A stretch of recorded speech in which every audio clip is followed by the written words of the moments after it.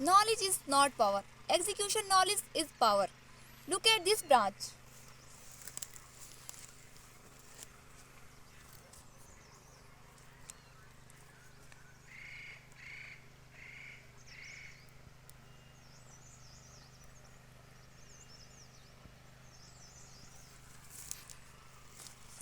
नमस्कार। आज इस वीडियो के अंदर हम जानने वाले हैं कार्बोहाइड्रेट के बारे में। कार्बोहाइड्रेट क्या होता है? कार्बोहाइड्रेट पौधों का भोजन होता है। तो यह भोजन बनता कैसे है, पौधों में बनता कहाँ पर है, यही आज हम इस वीडियो के अंदर बात करने वाले हैं। तो जो कार्बोहाइड्रेट है वह पत्ते बनाते हैं, पौधे के पत्ते बनाते हैं। वह कैसे बनाते हैं, इसके पीछे एक प्रोसेस होता है जिसे कहते हैं फोटोसिंथेसिस प्रोसेस, प्रकाश संश्लेषण क्रिया। तो इस क्रिया में कौन कौन सी चीज़ें भाग लेती है? इस क्रिया में भाग लेती है पानी और CO2 यानी कि कार्बन डाइऑक्साइड, सूर्य की किरणें और क्लोरोफिल। और हम बात करेंगे कि यह सारी चीज़ें उपलब्ध कहाँ से होती है, मिलती कहाँ से है पौधे को। तो सबसे पहले हम बात करेंगे पानी की। तो मैं आपकी जानकारी के लिए पहले बता दूं कि जो पौधा है, पौधे की जड़ें है, वह पानी नहीं लेती है। जी हाँ, पौधे की जड़ें पानी नहीं लेती है, बल्कि वह नमी लेती है। जब वर्षा होती है और जो जल नीचे जाता है धरती माता के पेट में संग्रहित होता है, जब सूर्य की किरणें पड़ती है ज़मीन पर, ज़मीन तपती है, तो वाष्पोत्सर्जन क्रिया होती है और उसके द्वारा वही जल नमी के ज़रिए ऊपर आता है और जड़ों के पास ठहरता है। वह तब ठहरेगा जब ज़मीन में नीचे प्लांट बेसिन के पास जड़ों के पास मल्चिंग की हुई होगी, तभी वह नमी वहाँ पर रुकेगी, नहीं तो वह बाहर वातावरण में उड़ जाएगी, जिसके बादल भी बनते हैं, यह आप जानते ही होंगे। तो यदि आप संग्रहित करना चाहते हैं जड़ों के पास नमी को, तो आपको मल्चिंग करनी होगी। फिर क्या होता है, वहाँ पर नमी पहुँच गई, जड़ें उस नमी को अवशोषित कर लेगी और फिर जाइलम परत के द्वारा वह सीधी ऊपर पत्तों तक पहुँचती है। तो यह हो गई एक चीज़ पूरी। अब दूसरी चीज़ क्या? Carbon dioxide. कार्बन डाइऑक्साइड पहले से ही वातावरण में पाया जाता है, तो उसे पत्ता लेता कैसे है?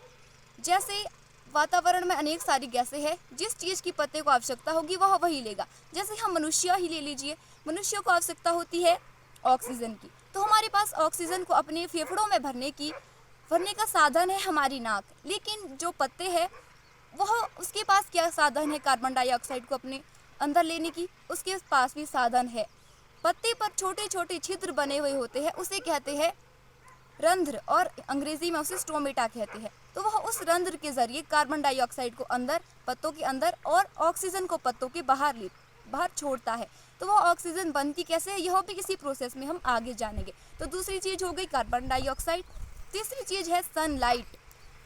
मैं आपको बता दूं कि यदि सनलाइट नहीं होगी, यदि सूर्य की किरणें पत्ते पर नहीं पड़ेगी, तो यदि यह तीन चीज़ें भी है, क्या? कार्बन डाइऑक्साइड और जल और क्लोरोफिल, यदि यह तीनों चीज़ें भी है, फिर भी फोटोसिंथेसिस प्रोसेस नहीं होगा। पौधा कार्बोहाइड्रेट का निर्माण नहीं कर पाएगा, पौधा भोजन नहीं बना पाएगा। इसलिए सबसे मेन है सूर्य की किरण। तो सूर्य की किरण कहाँ से मिलेगी? ऑब्वियसली सूर्य की किरण सूर्य से मिलेगी। तो और चौथी चीज़ है क्लोरोफिल। क्लोरोफिल पहले से ही पत्ते के पास पाया जाता है। तो जब यह चारों चीज़ें मिल जाती है, चारों चीज़ें प्रोवाइड हो जाती है पत्ते के पास, तो प्रोड्यूस क्या निकलता है? प्रोड्यूस निकलता है कार्बोहाइड्रेट और ऑक्सीजन और जल। ऑक्सीजन पत्ता बाहर छोड़ देता है रंध्रों के जरिए, जिसे हम मनुष्य ले लेते हैं और बाकी जीव जंतु लेते हैं, और कार्बन डाइऑक्साइड भी हम बाहर छोड़ते हैं, जिसे पत्ता ले लेता है। इस तरह से हमारे और पत्तों के बीच भी आदान प्रदान हो जाता है। तो यह जो कार्बोहाइड्रेट है, यह तब बनेगा, अधिक मात्रा में तब बनेगा, जब सूर्य की किरणें तो हो, जब सूर्य की किरणें पत्तों पर पड़ेगी। यह कब पड़ेगी? जब कैनोपी खुली होगी। यदि डेंस कैनोपी है तो सूर्य की किरण क्या पड़ेगी? नहीं, क्योंकि कैनोपी डेंस है, पत्ते पर छाया पड़ रही है, तो फोटोसिंथेसिस प्रोसेस नहीं होने वाला है, पौधा भी अपना भोजन नहीं बनाने वाला है और पौधा अपना विकास नहीं कर पाएगा। तो आप जो यह पौधा देख पा रहे हैं, इसकी आप पहले कैनोपी देखिए और उसके बाद इन बीमों को देखिए, फल कलिकाओं को देखिए।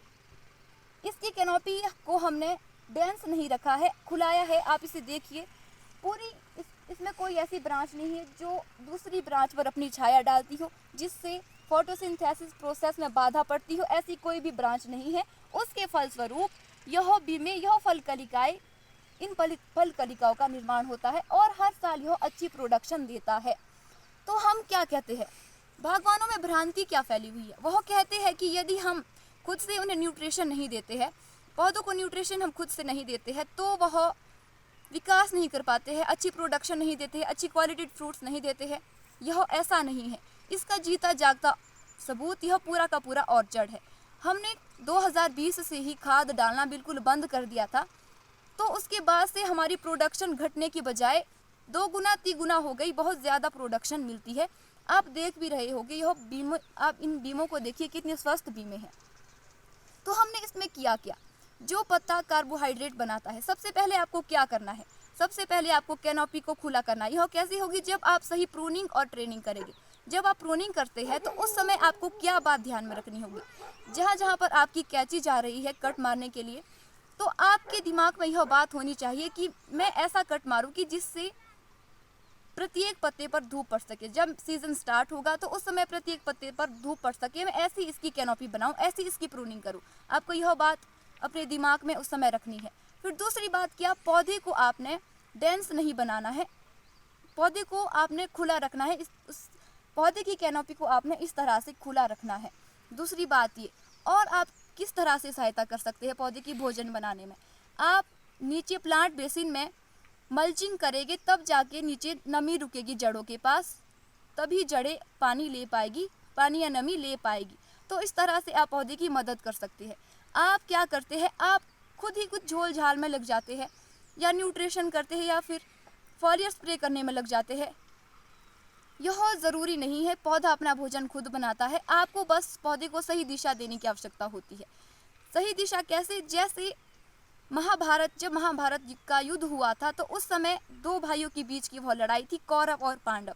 तो उस समय जो पांडव के सर्वश्रेष्ठ योद्धा थे वह अर्जुन थे। वह अर्जुन युद्ध लड़ने से मना कर रहे थे। तो वहाँ पर भगवान श्री कृष्ण ने क्या रोल अदा किया, उन्होंने उन्हें अपनी शक्ति से जागृत करवाया, उन्हें समझाया कि आपका यह युद्ध लड़ना कितना आवश्यक है, उनको सही दिशा दी, उनका मार्गदर्शन किया। तो आपको भी ठीक यही करना है। शक्ति पौधे के पास खुद है, क्या, कार्बोहाइड्रेट। तो आपको सही दिशा उसे देने की आवश्यकता होती है।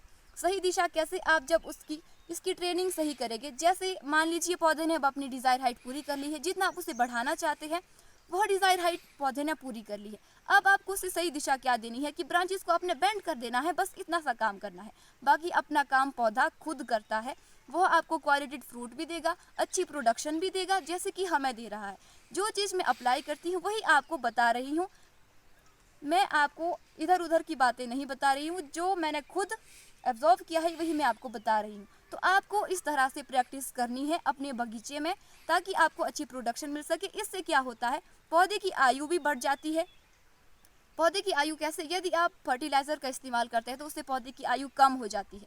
यदि आप फर्टिलाइज़र का यूज़ नहीं करते हैं, पौधे को अपना काम खुद ही करने देते हैं, तो उससे वह पौधा लंबी उम्र तक जिएगा, अच्छी प्रोडक्शन देगा, स्वस्थ फ्रूट का निर्माण करेगा। एक तो ये हो जाता है, और बाकी आप भी खुश होते हैं जब इन बीमों पर लाल चमचमाते हुए दाने लगेंगे, तो आप भी खुश, आपकी पॉकेट भी खुश, आपकी पॉकेट ढीली नहीं होगी, और आपका परिवार भी खुश, सब खुश ही खुश होंगे यदि आप इस तरह की प्रैक्टिस करते हैं। तो इसी के साथ यहाँ पर मैं यह वीडियो समाप्त करना चाहती हूँ। मेरा इस वीडियो के बनाने के पीछे जो मोटो था वह यह था कि आपको यह बात समझ आ सके कि पौधा अपना भोजन खुद बनाता है। आप उसे उसका भोजन नहीं दे सकते हैं, दे तो सकते हैं, लेकिन यदि आप उसे इसका भोजन देते हैं तो यह बात गलत है, आप ऐसा करके गलत कर रहे हैं।